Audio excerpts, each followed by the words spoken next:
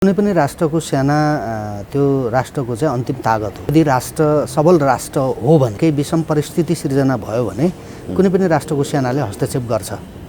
त त्यो स्थिति नेपालमा पनि आएको चाहिँ आभास भएको होला। संवैधानिक राष्ट्र संस्था र बहुदलीय प्रजातन्त्रमा हामी जानुपर्छ भनेर उहाँले निर्णय गरिदिए भने भटाभट किन यो के अरे माधवजीहरूसँग प्रचण्डहरूसँग झगडा खेल्दै बस्नुपर्ने। अहिलेको परिस्थिति पनि यो कसैले भेटेर सेना निस्कियो भन्न मिल्दैन। पक्ष र विपक्षमा चाहिँ नेकपाकै कार्यकर्ता साथीहरू उत्रिन्छन्, ढुङ्गामुढा गर्छन्, गाडी तोडफोड गर्छन् हैन। भोलि त्यो अरू योभन्दा चाहिँ अरू चरम उत्कर्षमा चाहिँ लडाइँको स्थिति चाहिँ सिर्जना हुन सक्छ। हात हतियार प्रयोग हुन सक्छन् त्यहाँ। एकातिर प्रधानमन्त्रीले पनि शक्ति प्रदर्शन गर्ने, अर्कोतिर प्रचण्डले पनि यो शाकाहारी आन्दोलन होइन मांसाहारी गर्नुपर्छ, हिंसात्मक ढङ्गले जानुपर्छ भनेर उहाँले भनेपछि त लेभलको नेताले हिजोको प्रधानमन्त्री पूर्व प्रधानमन्त्रीले नै त्यसो भनेपछि त मुलुक त एउटा अराजकता र अव्यवस्थाको दलदलमा फस्न सक्छ। त्यसो भएको हुनाले पनि सेनाले आफूलाई देखाएको हुन सक्छ। राजाले प्रयोग गर्ने उहाँले प्रयास गर्नु भएन र सेना पनि सहजै यो परिवर्तनलाई स्वीकार गरेर नयाँ प्रणालीमा जानका निमित्त त विवेक प्रयोग गरेकै हो नि। नभए त सेनाले मान्दैन थियो नि त। हामी राजालाई छोड्दैनौँ भन्थ्यो होला। किन जनताले नयाँ प्रणालीमा जान चाहन्छन् भने के भयो त भनेर सेनाले त्यहाँ पनि त विवेक प्रयोग गरेको देखिन्छ। संसद भइराखेको भए त टेबल गर्नु पर्थ्यो, एमसीसी त पास गर्नु पर्थ्यो। किनकि अफिस खडा गरेर पैसा खाइसकेको छ। पैसा त अमेरिकनको एमसीसीको नाममा खाइसकेको छ। त्यसो भएको हुनाले आफू बाँच्नका निमित्त पनि नेपालका पार्टीहरूले नेपालका नेताहरूले चाहिँ यो संसद भङ्ग गरेको विषयप्रति अमेरिकनहरूको डरले बेमानी हुने डरले चाहिँ मिलोमोतोमा पनि यो संसद भङ्ग गरे आउन सक्छ। अब पृथ्वीनारायण शाहले राज्य एकीकरण गर्दाको जुन खालको एउटा चाहिँ लडाइँ र सङ्घर्ष थियो भनौँ न, त्यो त राष्ट्र निर्माणका लागि थियो। पछिल्लो समयका युद्ध आन्दोलन क्रान्ति राष्ट्र समाप्त पार्नका लागि गरिएका रहेछन् भन्ने कुरा देखियो नि। मान्छे जतिसुकै क्रान्तिकारी जतिसुकै चाहिँ म चाहिँ धर्म मान्दिनँ, धर्म गर्दिनँ, जेसुकै भने पनि अन्तिममा जाने त्यही पशुपति नै हो क्या। सङ्घीयता खारेज गरिदिनु भयो भने त्यो नयाँ कुरा हुन्छ। उहाँ मन्दिर जाँदा त नयाँ कुरा भयो। हामी त दिनकै जान्छौँ नि, सोमबार प्रत्येक दिन जान्छु म, तर अनौठो हुँदैन नि त हामी जाँदाखेरि। तर प्रधानमन्त्री जानुहुन्थेन, जानुभयो, अनौठै भयो। संघीयता खारेज गरिदिनु होला, अनौठै हुन्छ। हिन्दू राष्ट्र चाहिँ हुनुपर्छ भन्नु होला, अनौठै हुन्छ। संवैधानिक राजतन्त्र र बहुदलीय प्रजातन्त्रमा हामी जानुपर्छ भन्नु होला, अनौठै हुन्छ नि। मेरो विचारमा चाहिँ मलाई के लाग्छ भने राजाले त्यही पत्रकार सम्मेलन गरेर आफूले 3 पेज नेपाल सरकारको जिम्मा लगाएर आफ्ना पुर्खाहरूले निर्माण गरेको दरबार उहाँले छोडेर जानुभयो त्यही ठाउँ हो। अब त्यही ठाउँमा उहाँ चाहिँ ओली चाहिँ ले आमसभा गर्न थाल्नुभयो। ओलीले अब त्यहाँ उभिसकेपछि उहाँले सत्य बोक्नुपर्छ। अब सत्य चाहिँ के हो त्यो बोक्नुपर्छ। यो सङ्घीयता यो राज्यलाई विखण्डन गर्न डिजाइनमा जसरी विदेशीहरूले चाहिँ चोर बाटोबाट छिराए अरू त्यतातिर जानुभयो। किनकि विदेशीहरूको उद्देश्य त्यो राष्ट्र खण्डित गर्ने हो। यी सबै कुरा ओलीले बुझ्नु भएको छ। प्रचण्डहरूले जुन मारकाट गराउनु भयो बाबुरामजीहरूले जनवादी व्यवस्था ल्याउने भने हो नि त, तर ल्याउनु भएन। तै पनि जनताले पचाइदियो क्या। प्रचण्डहरूले कुनै अपराध गरेको महसुस गरेन नेपालीहरूले। त्योभन्दा ठुलो बेइमानी अरू के थियो भन्नुहोस्? बिर्सिदिए नेपालीले। प्रचण्डलाई नेता मानिरहेछन् नि। जुन देशको जनताको राजनीतिक चेतना स्तर कमजोर हुन्छ, बुझाइ कमजोर हुन्छ, त्यो देशमा यस्तै फन्डा हुन्छन् क्या। अब यहाँ त दुईटा त सकिन्छन् नि कि, या त प्रचण्ड र ओली सकिनुपर्छ, के अरे ओली सकिनुपर्छ, या त प्रचण्ड र माधव नेपाल समूह सकिनुपर्छ। एउटा त सकिन्छ नि त। यो सङ्घीयता, गणतन्त्र, धर्मनिरपेक्षता यो चाहिँ विदेशीहरूको योजना अन्तर्गत यो डिजाइन अन्तर्गत भएको हुनाले उहाँहरूले ती मुद्दा बोकेको हुनाले उहाँहरूको नै अन्त्य हुन्छ र ओलीले चाहिँ नै अन्त्य गर्नुहुन्छ भन्ने मेरो चाहिँ बुझाइ। शाहवंशले बनाएको सेना हो नि त यो। अहिले पृथ्वीनारायण शाहको शालिग राखेर ढोक्दैछन् नि, सलामी हान्दैछन् नि। त त्यसो हो भने त्यो राष्ट्र संस्थालाई चाहिँ त्यति मात्र भनिदिएको भए आज यो सङ्कटमा मुलुक फस्दैन थियो नि। त्यो बेलाको सैन्य प्रमुखले अरू सबै गर्नुहोस्, तपाईँहरू सबै गर्नुहोस्, कुन व्यवस्था अवलम्बन गर्ने, कसरी गर्ने, तपाईँहरू के हुने हुनुहोस्, तर राष्ट्र संस्था नचलाउनुहोस् है मात्र भनिदिएको भए आज यो सङ्कट हुँदैन थियो नि। नेपालको सबभन्दा भ्रष्ट भनेको न्यायालय हो। जोइपोइको झगडा मुद्दा खेल्नेहरू बडा वरिष्ठ वकिल छन् यहाँ। हाँस्न मन लाग्छ क्या मलाई।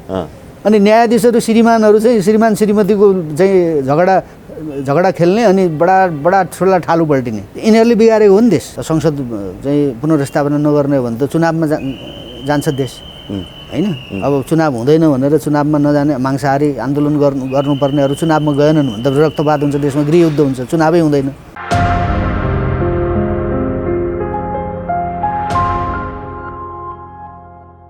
दर्शकबिन नमस्कार। PNBखबर.com को यो विशेष श्रृङ्खलामा आज हामीसँग अनिल योगीजी हुनुहुन्छ, वरिष्ठ पत्रकार तथा विश्लेषक हुनुहुन्छ। सरलाई स्वागत छ PNBखबर.com मा। धन्यवाद तपाईँलाई।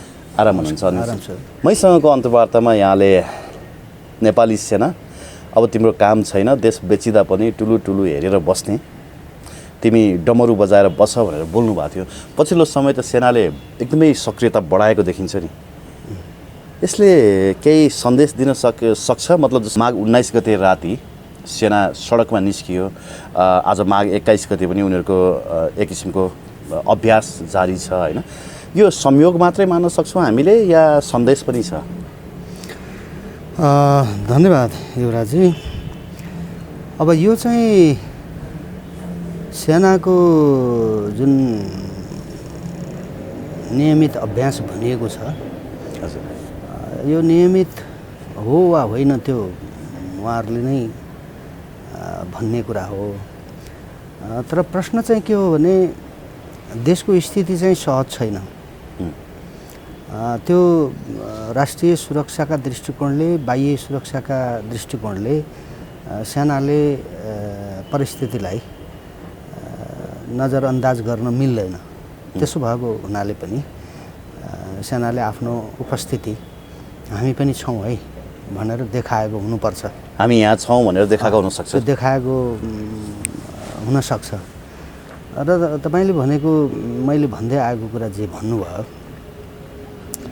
मैले त्यो विगत 10 वर्षको युद्धमा जुन ढङ्गले राष्ट्रिय सुरक्षालाई कमजोर बनाउने रणनीतिका आधारमा, त्यो बाह्य शक्तिहरूको डिजाइनमा जुन ढङ्गले हाम्रो राष्ट्रिय सुरक्षालाई कमजोर बनाउने काम भयो र अन्ततः त्यो राष्ट्रिय सुरक्षा अङ्गहरूमाथि हमला गर्ने शक्तिहरू जसरी चाहिँ त्यही पुरानै व्यवस्थामा फर्किए, यो कारणले मैले हेर्दाखेरि चाहिँ देशमा सेनाले एकपटक चाहिँ राजनीतिक रूपमा हस्तक्षेप गर्नुपर्छ र मुलुकलाई स्थितिमा ल्याउनका निमित्त जो जसले प्रयास गरिरहेका छन् ती शक्ति र ती व्यक्तिहरूलाई मद्दत गर्नुपर्छ भन्ने कोणबाट मैले भन्दै आएको थिएँ। अहिले मुलुक त्यतैतिर जाँदैछ मेरो विचारमा, सैनिकीकरणतर्फ। म्यानमारमा पनि माघ 19 गते नै कु भयो होइन। नेपालमा पनि विगतमा माघ 19 गते नै कु भएको दिन पनि हो। र यहाँको अन्तर्वार्ताहरू हेर्दै जाँदाखेरि विभिन्न अन्तर्वार्तामा नेपालमा विदेशी शक्ति भित्र्याउने रणनीति हो यो भनेर बोल्नु भएको थियो होइन। नेपाल स्थित अमेरिकी राजदूत ऱ्यान्डी बेरीले सैनिक मुख्यालयमै गएर प्रधान सेनापतिलाई भेटे पश्चात यो किसिमको अभ्यास, यो किसिमको सेनाको सक्रियता, आज पनि मैले थुप्रै गाडीहरू लाइनका लाइन होइन उनीहरूका सामानहरूको त्यो उता 5 खालदेखि लिएर आएको होला, त्यो किसिमको एउटा छुट्टै किसिमको सक्रियतामा चाहिँ सेना छ है, एउटा मोभको लागि तयार छ भन्ने खालको सन्देश दिन्छ जस्तो लाग्छ। यहाँलाई के लाग्छ? त्यही त मैले अघि पनि भने, सेना कुनै पनि राष्ट्रको सेना त्यो राष्ट्रको चाहिँ अन्तिम तागत हो। यदि राष्ट्र सबल राष्ट्र हो भने है, त्यसो भएको हुनाले तपाईँले म्यानमारमा जुन घटना घट्यो, त्यहाँका नेताहरू थुनिएका छन् र सैनिकले आफ्नो हातमा लिएको छ त्यहाँको शासन व्यवस्था। त्यो बाध्यता हुनसक्छ नि त। सेना भनेको त त्यो कुनै मजाकको विषय होइन नि त। सेना त त्यत्तिकै त अगाडि आउँदैन नि त। केही विषम परिस्थिति सिर्जना भयो भने कुनै पनि राष्ट्रको सेनाले हस्तक्षेप गर्छ। त त्यो स्थिति नेपालमा पनि आएको चाहिँ आभास भएको होला राष्ट्रिय सुरक्षा अङ्गहरूलाई, र त्यो कारणले सेनाले आफूलाई आफ्नो शक्ति प्रदर्शन गरेर देखाउन सेना बाध्य भएको हो जस्तो लाग्छ मलाई।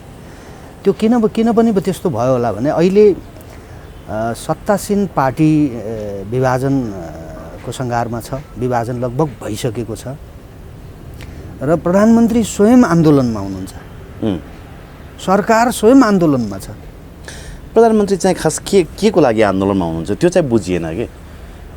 जस्तो विपक्षीहरू त प्रधानमन्त्रीको कदम गलत भयो, असंवैधानिक भयो भनेर आन्दोलनमा हुनुहुन्छ होइन, फिल्डमा हुनुहुन्छ भने प्रधानमन्त्री चाहिँ फेरि आमसभा गर्दै हुनुहुन्छ। उहाँको चाहिँ किन मतलब यो अलिकति रहस्यमय भयो कि? यो उहाँले नगरे पनि हुन्थ्यो। प्रधानमन्त्रीले पार्टीका केही नेताहरू उहाँको विपक्षमा उभिए र उनीहरूले अलग पार्टी बनाउने गरिकन अथवा पार्टी हाम्रै हो भनेर उहाँहरूले जे भनिराख्नु भएको छ यो रहस्यमय छ। त प्रधानमन्त्रीले चाहिँ गर्नुपर्ने कुरा के हुन्, जे कुरा यो मुलुकको हित विपरीत गरिएका थिए, भएका थिए, ती कुराहरूलाई उहाँले निर्णय गरेर, जस्तै सङ्घीयताको कुरा भन्नुहोस्, त्यसलाई उहाँले खारेज गरिदिए भयो है। धर्मनिरपेक्षता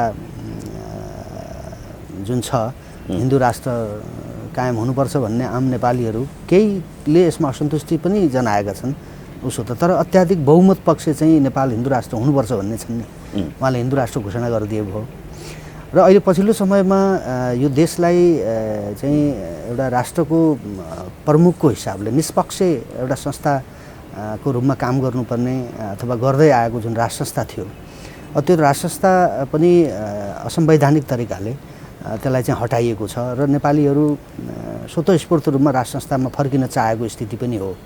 त राज संस्था संवैधानिक राज संस्था र बहुदलीय प्रजातन्त्रमा हामी जानुपर्छ भनेर उहाँले निर्णय गरिदिए भने भटाभट त्यो किन यो के अरे माधवजीहरूसँग प्रचण्डहरूसँग झगडा खेल्दै बस्नुपर्ने, यत्रो शक्ति प्रदर्शन किन गर्नुपर्ने? प्रधानमन्त्री भनेको त सबैको प्रधानमन्त्री हो नि, आम नेपालीको प्रधानमन्त्री हो। उहाँको पार्टीबाट अलग भएका नेताहरूको पनि प्रधानमन्त्री हो नि उहाँ त।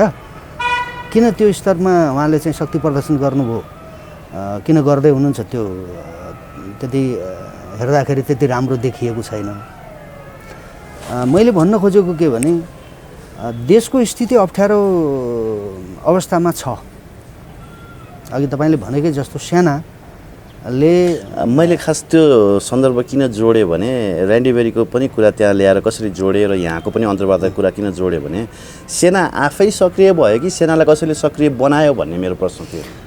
होइन, त्यसरी अब अरूले सक्रिय गरायो भनेर भन्न मिल्दैन, किनकि नेपालको इतिहास हेर्ने हो भने त कुनै पनि राजनीतिक परिवर्तनमा सेनाको आफ्नो किसिमको हस्तक्षेपकारी भूमिका त छैन।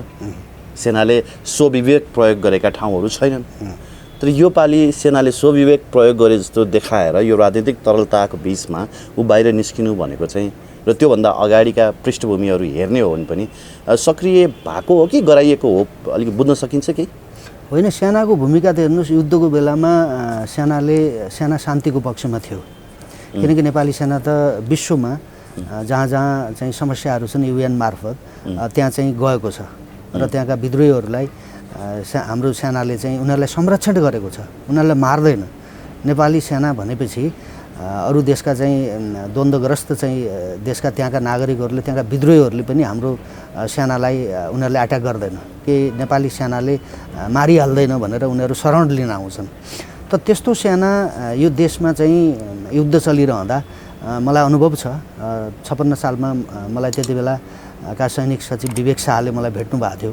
उहाँले भन्नुभयो कि यो देश त अप्ठ्यारोमा गयो अनिलजी, अब यसलाई चाहिँ कसरी समाधान गर्ने होला, यो कुरा राजालाई तपाईँले भेट भएको बेलामा राम्रोसँग भन्नुहोस् है, यो चाहिँ समाधान गर्नु पऱ्यो। यो प्रहरीहरूले चाहिँ बदमासी गर्यो र यो पार्टीका नेताहरूले कार्यकर्ताहरूले बदमासी गरे, भोलि त देश त झनै अप्ठ्यारोमा पर्छ भन्नुहुन्थ्यो उहाँले। तर पछि 81 चाहिँ दाङमा सेनाको ब्यारेकमाथि हमला भएपछि सेना आफै निस्किन पर्यो, बाध्य भयो नि त। त्यो बेलामा त कसैको आदेशमा निस्किया होइन, किन आफैमाथि एट्याक गर्न आएपछि त सेना त निस्किने भयो नि।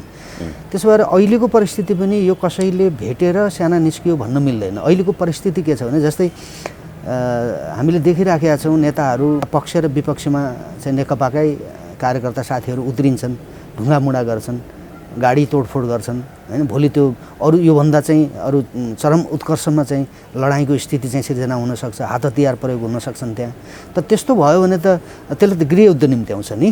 त्यसो भएको हुनाले पनि सेनाले परिस्थिति काबुभन्दा बाहिर नजाओस् भनेर एकातिर प्रधानमन्त्रीले पनि शक्ति प्रदर्शन गर्ने, अर्कोतिर प्रचण्डले पनि यो शाकाहारी आन्दोलन होइन मांसाहारी गर्नुपर्छ, हिंसात्मक ढङ्गले जानुपर्छ भनेर उहाँले भनेपछि त त्यो लेभलको नेताले, हिजोको प्रधानमन्त्री पूर्व प्रधानमन्त्रीले नै त्यसो भनेपछि त मुलुक त एउटा अराजकता र अव्यवस्थाको दलदलमा फस्न सक्छ।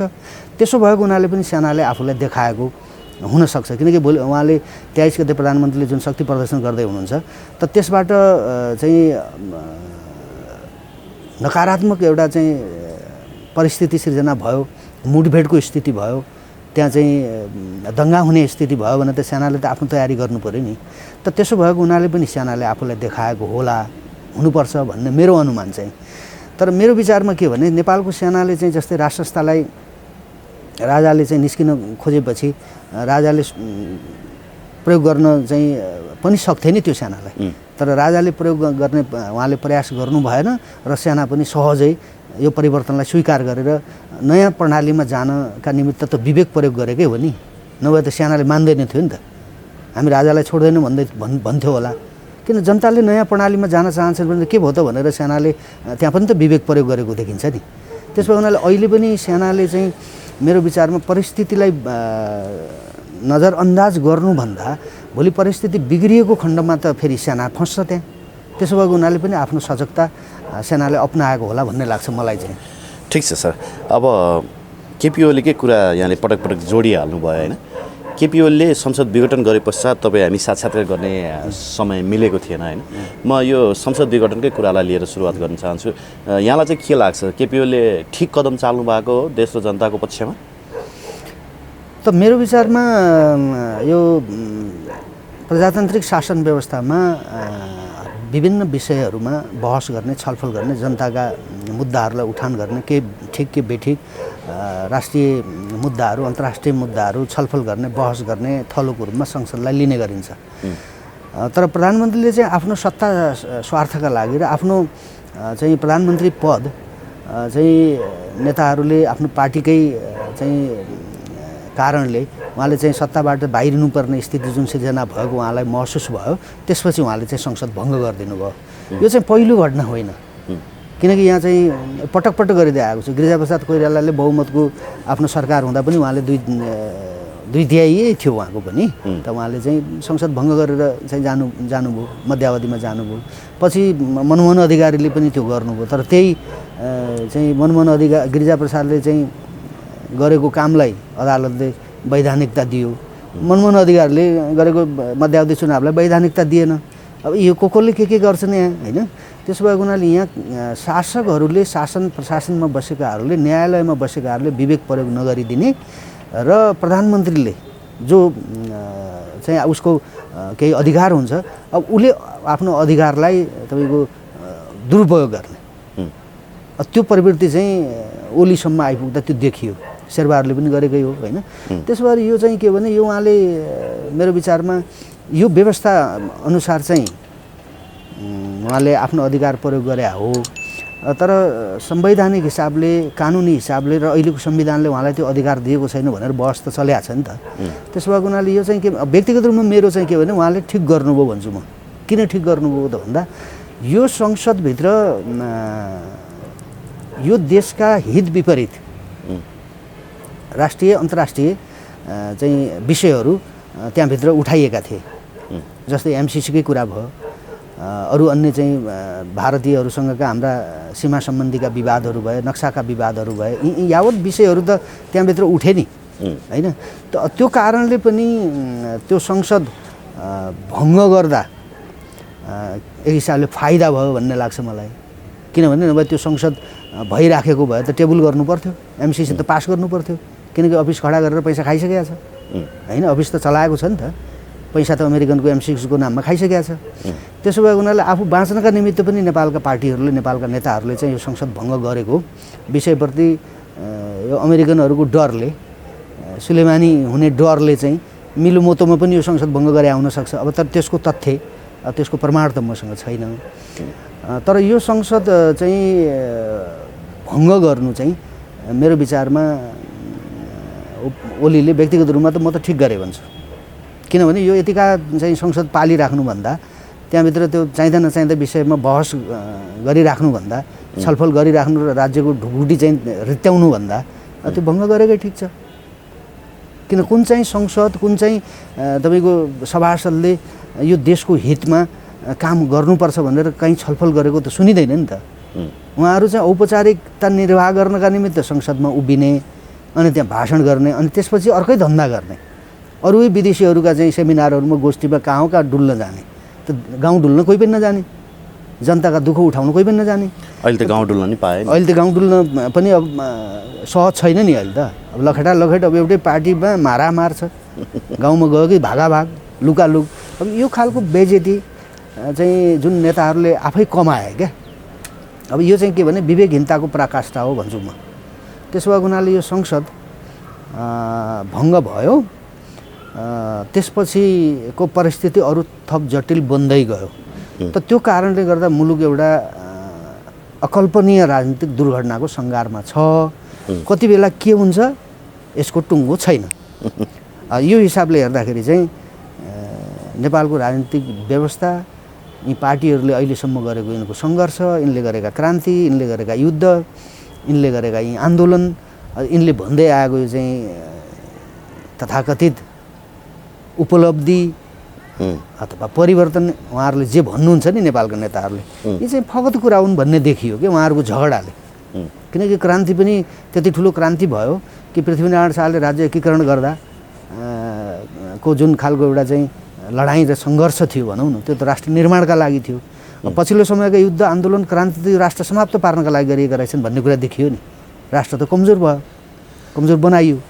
त्यसो भएको हुनाले यो प्रक्रिया नै सम्पूर्ण रूपले समाप्त पार्ने काममा प्रधानमन्त्री ओली चाहिँ अगाडि चाहिँ त्यो नेतृत्वदायी भूमिकामा उहाँ देखिनु भएको छ।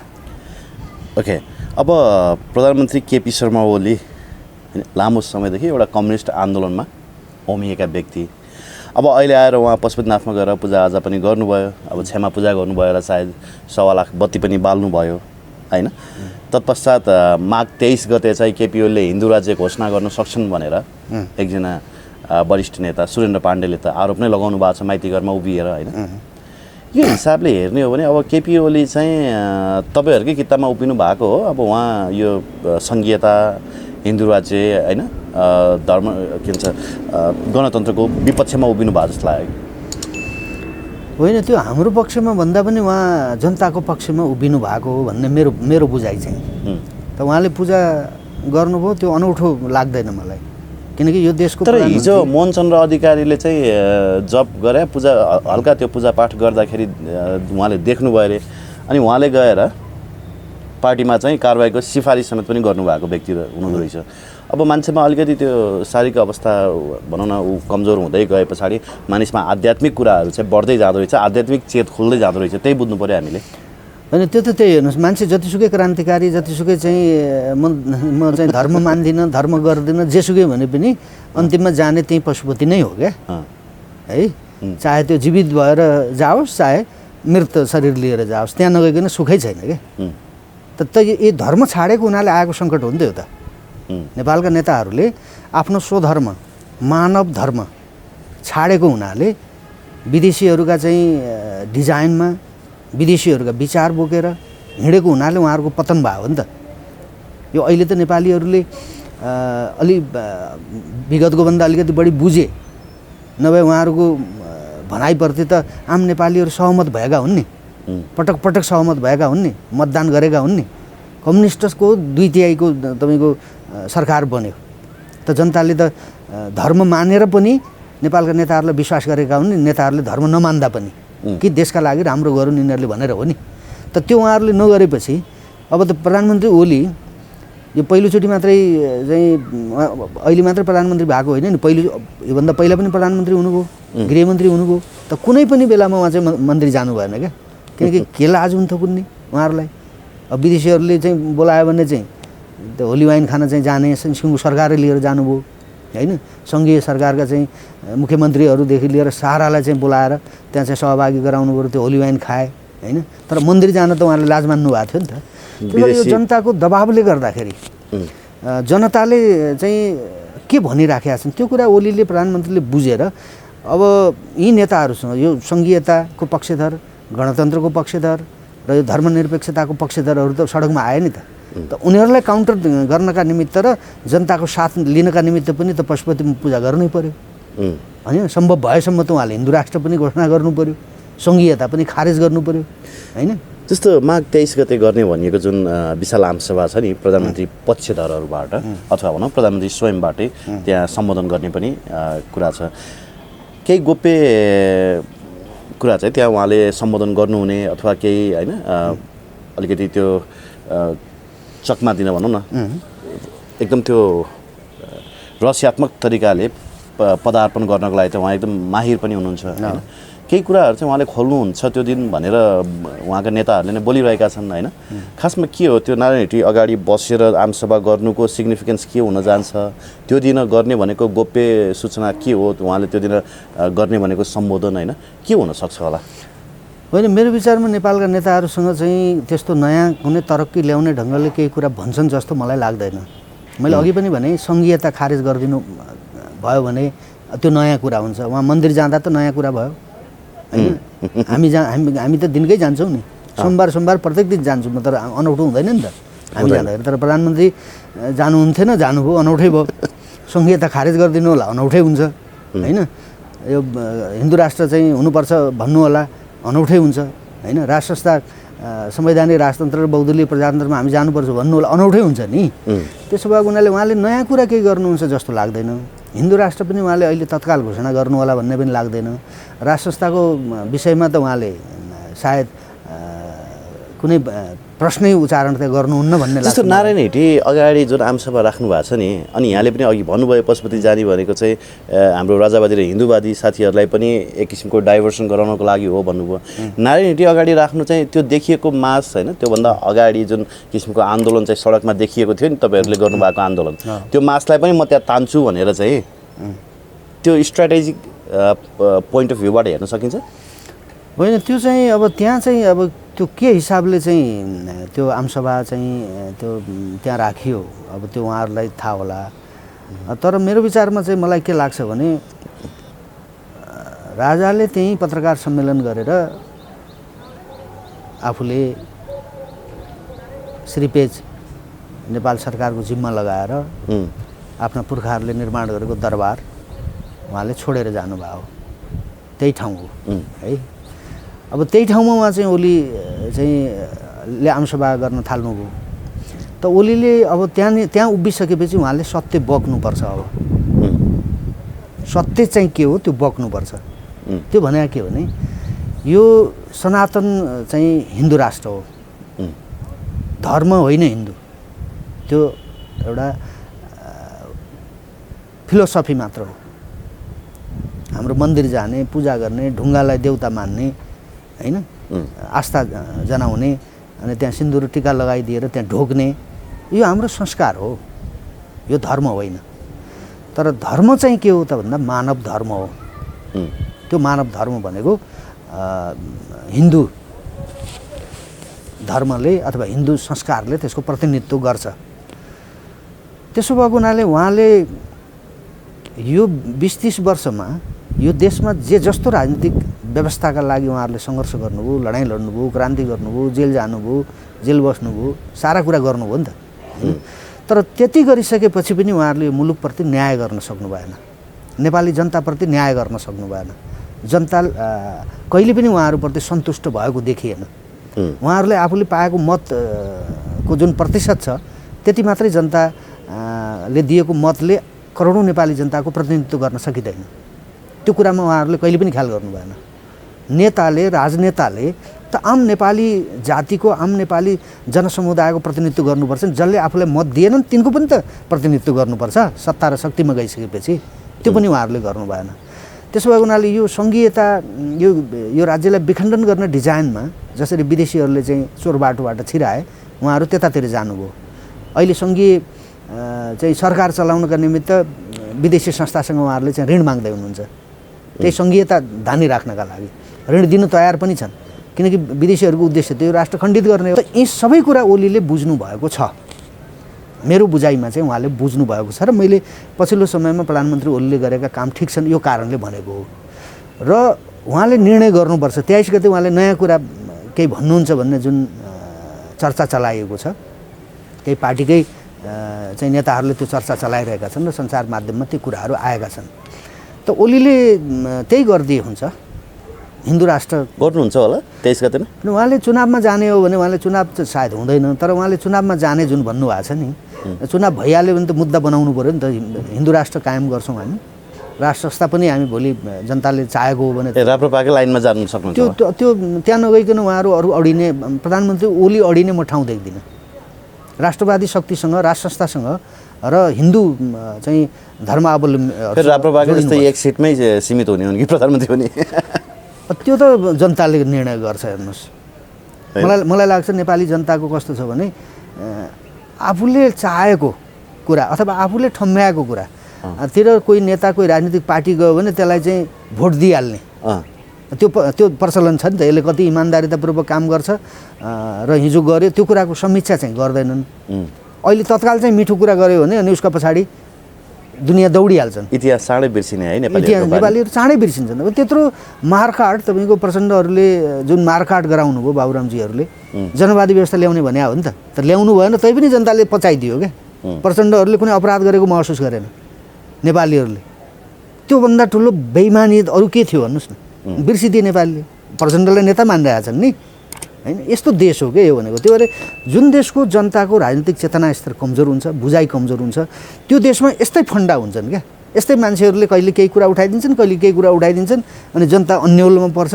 अनि आफू अहिले अब हाम्रो हिन्दू राष्ट्र फालिदिए, हाम्रो धर्म मासिदिए भन्ने छ नेपालीलाई। अनि प्रधानमन्त्री हिन्दू राष्ट्रको चाहिँ एजेन्डा उठाएर चाहिँ प्रधानमन्त्रीले कुरा उठाइदिनु भने वाइ वाइ गर्छन् नेपालीहरू। हिजो त्यो हिन्दू राष्ट्र फाल्ने केपी ओली पनि हो नि, अहिले पनि गरिरहेका छन् नि त। केपी ओलीले ठिक गर्यो भनेर यहाँले पनि भन्नुभयो, सबैजनाले त साथ पनि दिएका छन्। अझ मैले त के सुनेको छु भने जति पनि हाम्रो राजावादी र हिन्दूवादी साथीहरू हुनुहुन्छ उहाँहरूले त व्हिपै जारी गर्नुभएको छ, माघ 23 गतेको आन्दोलनमा हामी सबैजना सहभागी हुनुपर्छ भनेर उहाँहरूले मेसेजै गर्नुभएको छ। त्यो त गर्ने नै भए, किनकि प्रधानमन्त्रीले के कुनै नयाँ कुरा गर्दै हुनुहुन्छ भन्ने भनिएको छ होइन। अब अहिले हुनुपर्ने कुरा अथवा जनताले बढी जबरजस्ती गरेको कुरा चाहिँ सङ्घीयताको खारेजीको मुद्दा हो, जनताले उठाइरहेको मुद्दा हो नि त्यो होइन। अब मुठीभर पार्टीका कार्यकर्ताहरूले पद पायो होला, पैसा पायो होला, सान र मानको जीवन पायो होला, जनताले त केही पनि पाएन नि त। जनताले तिरेको करले नपुगेर विदेशसँग ऋण ल्याएर चाहिँ सङ्घीयता चाहिँ धान्नुपर्ने भयो। त सङ्घीयता खारेज गर्दै उनको ओलीले भनेर पनि त्यहाँ जालान्। जनताले भन्दा नि चाइनाले चाहिँ बेसी सङ्घीयता खारेज गरिदियोस् भन्ने चाहना गरेको छ। त्यो अब चीनले पनि गरे होला, तर चीनले गर्नु र नेपाली जनताले गर्नुमा त फरक छ नि त। नेपाली जनताले यो सङ्घीयता चाहिँ हामी अनुकूलको होइन रहेछ भन्ने कुरा त नेपाली जनताले बुझिसके नि। त्यसो भएको हुनाले पनि प्रधानमन्त्रीले त्यो निर्णय गरिदिनु होला त्यो दिनमा भन्ने पनि आशा राखेर मान्छे जान्छन् त्यहाँ होइन। र जस्तै राष्ट्र संस्थाका पक्षधरहरू चाहिँ राष्ट्र संस्था पुनर्स्थापना चाहिँ गर्ने सवालमा पनि ओलीले केही कुरा कदम चाल्लान्, भन्लान्। संवैधानिक राष्ट्र संस्था र बहुदलीय प्रजातन्त्रमा गयौँ भने मुलुक। तर ओली जस्तो धूर्त मान्छे नि 50 वर्षसम्म सहयात्रा गरेको आफ्नै कमरेडलाई त 5 मिनटमै धोका दिने मान्छे, उहाँले राजावादीहरूलाई प्रयोग मात्रै गरेका हुन् भनेर भन्न नसक्ने ठाउँ चाहिँ कहाँ छ? अनि मलाई विश्वास छैन भने नि मैले तपाईँको ओलीले राष्ट्र संस्थाको कुरा पनि उठाउनुहुन्न। यो विदेशीको डिजाइनमा चाहिँ हिन्दू राष्ट्रको विषय बरु उहाँले उठाउन सक्नुहुन्छ होइन। अहिले पनि प्रधानमन्त्रीको पछाडि त उठाए पनि एक सिटमा खुम्चाइदिन्छन् नि। त्यो हिन्दू राष्ट्र हटाउनका लागि नि त त्यत्रो पैसा त खर्च भएको हो नि त। भयो अब त्यो त अब सबै कुरा विदेशीले गरिदिने देशमा कति बेला कसले के गर्छ, कसलाई कहाँनिर उभ्याउँछ त्यसको टुङ्गो हुँदैन नि होइन। आज ओली यो ठाउँमा उभिनु होला भन्ने त कसैले सोचेको थिएन नि। तर उहाँले त भन्दै हुनुहुन्छ म गणतन्त्रकै पक्षमा छु, सङ्घीयताकै पक्षमा छु, धर्मनिरपेक्षताकै पक्षमा छु, त ओलीले भन्दै हुनुहुन्छ नि। त नयाँ कुरा चाहिँ के भन्नुहुन्छ त? हामीले आशा गरेको कुरा चाहिँ त्यही हो, सङ्घीयता खारेज गरिदिउन् ओलीले। जनताले भनेको कुरा भनेको त्यो मेरो चाहनाको कुरा होइन, आम नेपाली जनतालाई असर गर्यो त्यसले जनतालाई राष्ट्रलाई फाइदा भएन। विदेशीहरूबाट ऋण ल्याएर चलाउने स्थिति र विधि र व्यवस्थालाई किन बोक्नु पऱ्यो हामी अनुकूलको व्यवस्था, यो माटो सुहाउँदो नेपाली जनता अनुकूलको व्यवस्थालाई अवलम्बन गरौँ न भन्ने प्रश्नका आधारमा चाहिँ ओलीले त्यो गरिदिए हुन्थ्यो भन्ने हो हाम्रो भनाइ चाहिँ होइन। तर ओलीले मेरो विचारमा त्यो गर्नुहुन्न। अब नयाँ कुरा उहाँले अब आफ्ना झगडियाहरू, आफ्ना विपक्षमा उभिएकाहरूलाई कसरी चाहिँ तह लगाउने होइन, उनीहरूलाई कसरी ठेगानमा लगाएर आफू चाहिँ शक्तिमा रहिराख्ने। अब यहाँ त दुईवटा त सकिन्छन् नि कि, या त प्रचण्ड र ओली सकिनुपर्छ, के अरे ओली सकिनुपर्छ, या त प्रचण्ड र माधव नेपाल चाहिँ समूह सकिनुपर्छ। एउटा त सकिन्छ नि त। यहाँलाई को लाग्छ, यहाँको विचारमा को चाहिँ सकिन्छ जस्तो लाग्छ ठ्याक्क भन्नुपर्दा होइन, यसो विचार गर्नुपर्दा? मेरो विचारमा यो सङ्घीयता, गणतन्त्र, धर्मनिरपेक्षता यो चाहिँ विदेशीहरूको योजना अन्तर्गत, यो डिजाइन अन्तर्गत भएको हुनाले उहाँहरूले ती मुद्दा बोकेको हुनाले उहाँहरूको नै अन्त्य हुन्छ र ओलीले चाहिँ नै अन्त्य गर्नुहुन्छ भन्ने मेरो चाहिँ बुझाइ। ओलीले जित्नुहुन्छ होइन, ओली त राष्ट्रवादी शक्तिसँग सेनाको आड लिनु पऱ्यो, उहाँले राष्ट्रपतिको आड लिनु पऱ्यो, राजा पनि काहीँ छन् नि, राष्ट्र संस्थाका पक्षधरहरू पनि लाखौँ करोडौँ नेपालीहरू छन् नि, ती उनीहरूको साथ लिनु पऱ्यो। त्यो लिनका निमित्त पनि उहाँ राष्ट्रवादी शक्तिलाई को आड लिनै पर्छ, उहाँले सेनाको आड लिनुपर्छ। सङ्घीयता उहाँले खारेज गर्नुपर्छ, जनताको कुरा हो त्यो। र जस्तो नेपाली सेनाको साथ लिनुपर्छ भन्नुभयो नि यहाँले, अब नेपाली सेनालाई शिक्षा दीक्षा होइन भिक्षा दिने त फेरि अरू नै छन्, मतलब दानापानी सबै कुराहरू अन्त्यबाट आउँछ, शिक्षा पनि अन्त्यबाट आउँछ, ट्रेनिङ पनि अन्त्यबाट आउँछ। त्यो हिसाबले केपी ओलीलाई कतिको साथ देला जस्तो लाग्छ नेपाली सेनाले? होइन, राष्ट्रको पक्षमा ओली उभिनु भयो भने त सेनाले कसलाई साथ दिने त? त्यो माइतीघर मण्डलमा उफ्रिनेलाई त साथ दिँदैन होला। साथ नदिएका इतिहासहरू पनि छन् नेपाली सेनाले। अब त्यो त भोलि के गर्छ त्यो परिस्थिति के हुन्छ अब जस्तै भन्छन् नि कतिपय मान्छेहरूले राजालाई त्यो बेलाको अहिले ठुल्ठुला कुरा गरेर हिँडिराखेका छन् नि कटुवालहरू है त्यही शाहवंशले बनाएको सेना हो नि त यो अहिले पृथ्वीनारायण शाहको शालिग राखेर ढोक्दैछन् नि सलामी हान्दैछन् नि त त्यसो हो भने त्यो राज संस्थालाई चाहिँ त्यति मात्र भनिदिएको भए आज यो सङ्कटमा मुलुक फस्दैन थियो नि त्यो बेलाको सैन्य प्रमुखले अरू सबै गर्नुहोस् तपाईँहरू सबै गर्नुहोस् कुन व्यवस्था अवलम्बन गर्ने कसरी गर्ने तपाईँहरू के हुने हुनुहोस् तर राज संस्था नचलाउनुहोस् है मात्र भनिदिएको भए आज यो सङ्कट हुँदैन थियो नि के बोल्ने नबोल्ने डिसिजनै अन्तबाट हुन्छ अनि के त्यही त त्यो समस्याबाट मुक्त भएको सेना खोजेको सैन्य नेतृत्व चाहिँ त्यो खोजेको छ क्या नेपालले कुनै पनि देशी विदेशी चाहिँ अपराधिक तत्त्वहरू जसले यो मुलुक कमजोर बनाइराखेका छन् ती तत्त्वहरूको कुरा नसुनेर नेपाली जनताका स्वविवेकका आधारमा नेपाली जनताका विवेकसँग आफ्ना विवेक जोडेर सेनाले यो मुलुक जोगाइदियोस् भनेर हामीले भन्दै आएको कारण त्यो हो नि त तपाईँहरूकै अभियानको एकजना व्यक्ति हुनुहुन्छ पूर्व मन्त्री पनि केशरबहादुर विष्ट उहाँले त भारतसँग सालनाल गाँसिएका व्यक्ति नेपालका प्रधान सेनापति बनिसके भनेर आरोप लगाउनु भएको छ त्यो यथार्थ त्यही थियो अब यो कयौँ सेना त्यो गौरव शमशेरको त सबै उतैतिर थियो यी त सबै उताको नागरिकतासम्म लिएका थिए पूर्णचन्द्र थापा पनि हो नि त पूर्णचन्द्रको त्यो देखिँदैन हामीले बुझ्दा चाहिँ पूर्णचन्द्र थापा चाहिँ अहिलेको सेनापति चाहिँ राष्ट्रवादी छन् भन्ने लाग्छ मलाई युनिफर्म लगाउँदैमा त्यो सेनापति हुँदो रहन्छ भन्ने कुरा त विगतका सेनापतिले देखायो नि जागिरीहरू मात्रै जागिर खाएर पेन्सन पकाएर गयो नि होइन यो सेनापति पेन्सन पकाएर मात्रै जान्छन् जस्तो मलाई लाग्दैन किनभने उनको बेलामा यी भाग्यमानी हुने यो सेनापति अहिलेको सेनापति भाग्यमानी हो किन भाग्यमानी हो भने मुलुकलाई अप्ठ्यारोमा पार्ने तत्त्व व्यक्ति समूह देशी विदेशी को हुन् भन्ने कुरा उहाँले राम्रोसँग बुझ्न पाउनु भएको छ देखिएको छ आम नेपालीले हामीले त बुझ्यौँ भने प्रधान सेनापतिले बुझ्नु भएको छैन त त्यसो हो भने त कसलाई मद्दत गरेर यो मुलुक जोगाउन सकिन्छ भन्ने कुरा त सेनापतिले पनि त सोच्नु पर्ला नि त्यो सैन्य नेतृत्वले सोच्नु पर्ला नि कि फेरि मुलुक फेरि लडाइँमा हालेर चाहिँ लड्न जाने आफ्नो दाजुभाइसँग यो लडाइँ त सदाका लागि अन्त्य गर्नका निमित्त जनताको कुरा त सुन्नु पर्ला नि त त्यो ठाउँमा अहिले उहाँ भएको हुनाले त्यो सैन्य नेतृत्वप्रति पनि हाम्रो भरोसा हो किनकि मैले जतिसुकै चाहिँ गफ हाकेँ पनि मैले त्यो देश थामिराख्न सक्दिनँ नि मैले त परिस्थिति बिग्रियो भने त मैले काहीँ हल्ला गरेर त मेरा तागतले त यो मुलुक थामिने रोकिने र जनताको क्षति हुने कुरा रोक्न त म त सक्दिनँ नि त त्यो सक्ने तागत त सेनासँग बाहेक अरूसँग छैन त्यसो भएको हुनाले पनि यो सेनाले चाहिँ हिजो के गर्यो त्यो त्यतातिर हामी समीक्षा गर्न जरुरी छैन होइन हिजो त के गरे नि होइन अब त्यही सेनाकै जरसाबहरू माओवादीमा लागेका रहेछन्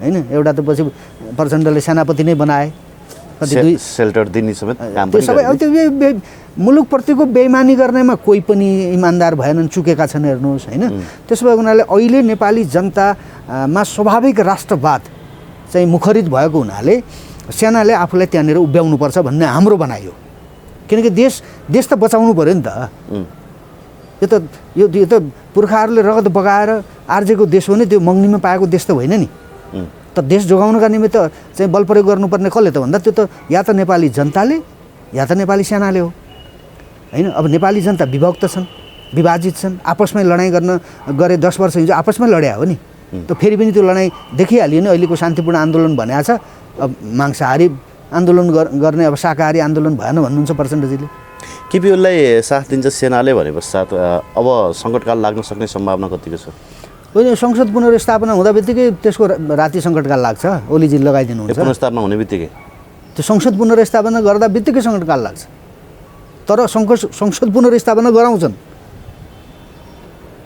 किनकि कसले मतलब प्रधानमन्त्री त हुँदैन भनेर ढुक्क हुनुहुन्छ त मरेको संसद ब्युतिदैन भनेर त उहाँ त अभिव्यक्ति दिँदै हिँड्नु भएको छ नि ढुक्क त हिजो मनमोहन अधिकारी पनि ढुक्कै थिए नि होइन सबै ढुक्कै हुन्छन् क्या यहाँ त कसले खेल्छ कसले खेलाउँछ यिनलाई खेलाउने त कोही भने नि त्यो नचाउने यिनलाई चाहिँ अर्कै हुन्छ क्या यहाँ कोही पनि स्वतन्त्र छैन न न्यायालय स्वतन्त्र छ है न्यायालयमालाई पनि त्यसरी मुस्न मिल्छ न्यायालय तपाईँको नेपालको सबभन्दा भ्रष्ट भनेको न्यायालय हो नेपालमा सबभन्दा त्यो चाहिँ स्वच्छ हुनुपर्ने होइन सबभन्दा खतम भएको बिग्रेको न्यायालय र यी कालो कोट लाउनेहरू जोइपोइको झगडा मुद्दा खेल्नेहरू बडा वरिष्ठ वकिल छन् यहाँ हाँस्न मन लाग्छ क्या मलाई अनि न्यायाधीशहरू श्रीमानहरू चाहिँ श्रीमान श्रीमतीको चाहिँ झगडा खेल्ने अनि बडा ठुला ठालु पल्टिने यिनीहरूले बिगारेको हो नि देश के मैले बिगारेँ म हुँ न्यायाधीश भएर माननीय भएर यिनीहरू बस्ने अनि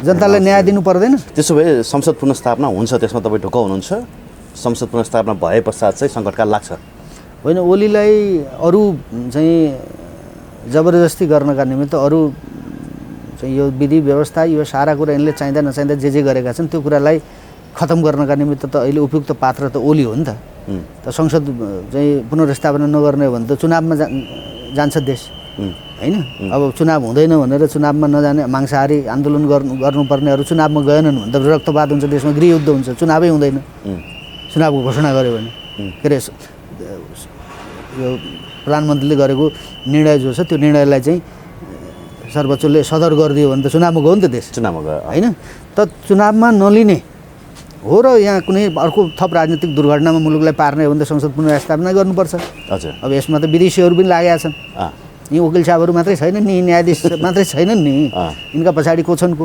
यिनलाई तँलाई घरमा आएर सुट गरौँ कि हामीले भनेर निर्णय गराउँछौँ त्यहाँ भन्छ कसैले त स्वाभिमानी हुनु पऱ्यो नि न्यायाधीश हुँदैमा त्यो न्यायाधीश कहाँ हुन्छ भने त्यो त स्वाधीन हुनु पऱ्यो नि यहाँ कति न्यायाधीशलाई हानेर मारेका छन् नि तर स्वाधीन त रहेछ नि त मीनबहादुर रायमाझीहरू जस्ता न्यायाधीशहरू पनि रहेछ नि त यही देशमा त्यो जमाना थियो कुनै बेलामा न्यायाधीशहरू भने नि कत्रा राजाले गरेका निर्णयसँग त बदर गरिदिएका छन् थियो नि राजाको हुकुम हुन्थ्यो नि त्यो बेला त राजाको हुकुम पनि नमान्ने न्यायाधीशहरू थिए तर त्यो राजाहरूले पनि त्यो कुरा मान्थे पत्याउँथे त्यो ठिक थियो न्यायालय राजा वीरेन्द्रले तपाईँको नागरिकता अर्थविधेयकको नाममा यिनीहरूले चाहिँ गिरिजाप्रसादले नागरिकता विधेयक ल्याउँदाखेरि सर्वोच्चको राय लिए राजा वीरेन्द्रले सर्वोच्चले यो गलत हुन्छ भनेपछि त्यो विधेयक पास भएन राजाले सोध्थे नि त्यो न्यायालय थियो र सोध्थ्यो भने अहिले कसले सोध्ने भन्नुहोस् त्यो पार्टीले बनाएका न्यायाधीश सबै न्यायाधीश हुनुलाई पार्टीका नेताका घरमा चाहिँ स्वाभिमानको भेटी चढाउन जाने मान्नेहरूले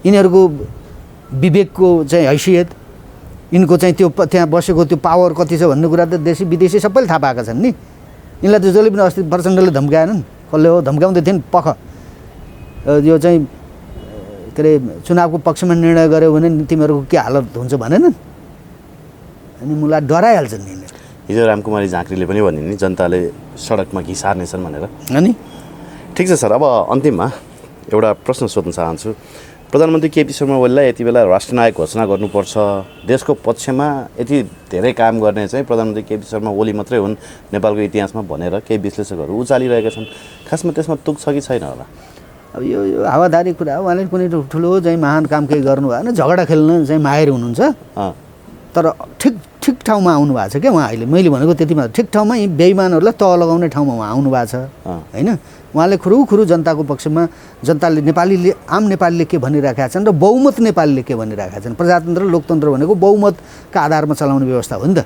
बहुमत नेपाली जनताको अभिमत के छ त्यसका आधारमा उहाँले निर्णय गर्नुभयो भने उहाँले झगडा खेलेको चाहिँ त्यो सार्थक हुन्छ जस्तो यो झगडा छ नि सर मैले यहाँ प्रश्न फेरि पनि जोडिहालेँ अन्तिम भनेर पनि दुई पक्षको जुन किसिमको त्यो आरोप प्रत्यारोप शब्दहरूको प्रयोग छ नि त्यसले हामी नेपालीहरूमा त राजनीतिक संस्कार मात्रै होइन कि संस्कारै रहन्छ भन्ने पो देखियो होइन त्यो त नेपालीहरूले अब बुझ्नु पऱ्यो नि त कस्ता मान्छेलाई हामीले नेता बनाएको छौँ भनेर प्रचण्डको भाषा हेर्नुहोस् होइन के अरे प्रधानमन्त्रीको भाषा हेर्नुहोस् यो त उयो हाम्रो गाउँतिर चाहिँ त्यो के अरे त्यो खेतालाहरू त्यो पानी लाउन जाँदाखेरि चाहिँ त्यो कोदालो हातमा बोकेर चाहिँ झगडा खेल्थ्यो त्योभन्दा तल्लो स्तरको भयो क्या त्यो खेतालाहरूले पनि अलिकति विवेक प्रयोग गरे हुन्छन् यिनले त विवेक पनि प्रयोग गरेन त त्यही भएर त फस्यो त देश राष्ट्र फसेको त यही कारणले हो नि त्यही भएर शासन सत्तामा बस्ने मान्छे शासक प्रशासक भनेको विवेकयुक्त चाहिन्छ न्याय सम्पादन गर्न सक्ने क्षमता भएको मान्छे चाहिन्छ जनताको सुरक्षा गर्न सक्ने क्षमता भएको मान्छे सुरक्षा अङ्गमा चाहिन्छ यी त सबै हलिया गोठाला बनायो नि त यिनीहरूले त गोठालाहरू पढेका हुन् कि सडेका हुन् कि कहाँबाट ल्याएर के बनायो यिनीहरूले यो व्यवस्था यस्तै थर्ड क्लास मान्छेहरूले चलाउने व्यवस्था जनता पनि आउँदो रहेछ नि त ओलीको पक्षमा त्यो पोस्ट गरेको फोटो हेर्दा पनि त्यहाँ पनि जनसागरै भनेर लेखिया हुन्छ जनसागरै देखिन्छ प्रचण्डको पक्षमा हेर्दा पनि जनसागरै देखिन्छ जनता चाहिँ जहाँबाट पनि फेरि पुगिहाल्ने भने होइन अब त्यही त भने नि विवेक प्रयोग नगरेपछि त यो दुनियाँ तपाईँहरूले बुझाउन सक्नु भएन नि त यत्रो समयसम्म त अब गरौँ के त अब हामी आफैले आत्महत्या गर्नु पाएको हाम्रो अगाडि के विकल्प छ भन्यौँ हामीले सही बाटोमा जाउँ, धेरै सत्य पटक बाटोमा भन्नुभयो नि त होइन, यहाँले धेरै पटक बोल्नुभयो नि त। 30औं वर्ष भयो तपाईँको। मैले 56 सालमा युद्धको बेलामा मैले खतम हुन लाग्यो है देश भनेर भनेको। न सेनापतिले सुन्यो, न राजाले सुने, न यी ठालु बुद्धिजीवी भन्नेहरूले सुने, न यो देशका कोही पत्रकार, कसैले पनि सुनेन नि। मान्छेले मान्छेका विरुद्ध आत्महत्याको बाटो हो नि चाहिँ तपाईँको हिंसामा जाने भनेको त। राज्य त हिंसरकै हुन्छ, राज्यको चरित्र नै हिंसात्मक हुन्छ, किनकि त्यो भएन भने राज्य नै हुँदैन। राज्यले त सेना देखाएर, प्रहरी देखाएर, अरू कुनै विधि विधान कानुन नियम देखाएर तर्साएर जनतालाई काबुमा राख्ने हो नि त। आज त त्यो नसक्ने भएपछि नै यो अराजकता भयो। त्यही बेलादेखि भनेको मैले कि मुलुक अप्ठ्यारोमा पऱ्यो भने कसैले पनि सुनेन। त सुन्नलाई बुझ्नलाई त विवेक भएको मान्छे शासनमा चाहिँदो रहेछ भन्ने कुरा मैले त्यहाँबाट बुझेँ क्या। अब तर मेरो धर्म हो कि मेरो मुलुक खत्तम नहोस्, मेरा नेपाली जाति दाजुभाइहरू आपसमा लडेर खत्तम नहुन् भनेर भन्दैछौँ हामी, अहिले पनि भन्दैछौँ होइन। तर पनि खुकुरी नचाउने होइन, मांसाहारी होइन, के अरे मांसाहारी आन्दोलन गर्ने भनेर उहाँहरू भन्दै हुनुहुन्छ। अनि ओली के अनि शाकाहारी भएर चाहिँ प्रधानमन्त्री भइराख्नुहुन्छ त उहाँले पनि त शक्ति प्रयोग गर्नुहुन्छ नि, प्रहरी प्रयोग गर्नुहुन्छ नि। एमसिसीको विरोधमा माइतीघरमा आन्दोलन गर्दाखेरि धेरैजनाको ढाड फुस्काइयो। कुलमानको पक्षमा आन्दोलन गर्दाखेरि यहीँ बानेश्वरमा तपाईँको एकजनाको त टाउकोमा बन्दुकको नालले हानेर रगताम्य बनाइयो भन्छन्। त्यो रगताम्य भएको त हामीले पनि देखेकै हो। अब पशुपतिको ढोका खोल्नु पर्यो भनेर आन्दोलन गर्दाखेरि पशुपतिमै गिरफ्तार पनि गरियो, कतिजना मान्छेलाई तितर बितर पारियो। अब उहाँहरूले आन्दोलन गर्दा न कोरोना सर्दो रहेछ, उहाँहरू भिआइपी, यो भिआइपीलाई जस्तो अब यहाँ पुरै सार्वजनिक सवारी साधनलाई अस्त व्यस्त हुने गरी पनि आन्दोलन गर्न पाइँदो रहेछ। होइन आम जनताभन्दा चाहिँ उहाँहरू अलिक माथिल्लो लेभलको हुँदो रहेछ। होइन यो ठुला ठालुहरू, यो शासकहरू, यो भन्थे नि यिनीहरूले, यिनीहरूकै भाषामा भन्ने भने तानाशाहहरू, राजा महाराजाहरू भन्थे नि। यी राजा महाराजाहरू र यिनमा के फरक छ भन्नुहोस् त। राजा अहिलेको राजा बरु खुरुखुरु जनतासँग हिँडिरहेको छ एक्लै, यिनीहरू हिँड्न सक्दैन नि। यिनीहरूको पछाडि त्यत्रो सुरक्षा चाहिँ घेरा हालेर चाहिँ आन्दोलनमा आइरहेको छ। लज्जाबोध हुनुपर्ने हो नेताहरूलाई। यी नेपालीहरूलाई पनि, नेपालीहरूको विवेकप्रति पनि मलाई दया लाग्छ। ए बाबा के ठिक र के बेठिक, कहाँ गएपछि हामी बाँच्छौँ, कहाँ गएपछि हामी मर्छौँ भन्ने कुरा पनि थाहा नपाउने नेपालीहरू के का निमित्त? पैसाले त होला त। पैसाले त मान्छेलाई अन्धो बनाइदिन्छ नि, कि विवेकहीन बनाइदिन्छ, अन्धो बनाइदिन्छ पैसाको कारणले। यो गरिबी हो क्या। विचार मैले सधैँ भन्ने गरेको छु युवराजी, हेर्नुहोस् चेतनाको गरिबी तपाईँको सबभन्दा ठुलो गरिबी रहेछ क्या। पुँजीको गरिबी चाहिँ कहीँ पनि गएर, कहीँ खाडी कहीँ गएर माटो फालेर पैसा कमाएर धनी बन्न सकिन्छ। तर चेतनाको गरिबी त्यो कहीँ गएर पनि त्यो सल्टिँदैन क्या। त्यसको परिणाम हो आज यो देश रसातलमा फस्नुको मुख्य कारण भनेको यो देशको जनता हो समस्या, यी कार्यकर्ता हुन् समस्या। जनताभन्दा पनि यी पार्टीका पछाडि लागेका कार्यकर्ताहरू समस्या हुन्। कार्यकर्ता मात्रै त्यत्रो जनसागर त के हुन्थ्यो र? यही त समस्या छ। यिनले कुन चाहिँ नेताले यो देशको हितमा काम गर्यो भन्ने कुरा पनि यिनीहरूले छुट्याउन सकेनन्। हस् अनिल सर, धन्यवाद दिन चाहन्छु यहाँलाई समय संवादको लागि। धन्यवाद युवराजी, मलाई पनि समय दिनुभयो धेरै पछि। धेरै धेरै धन्यवाद छ।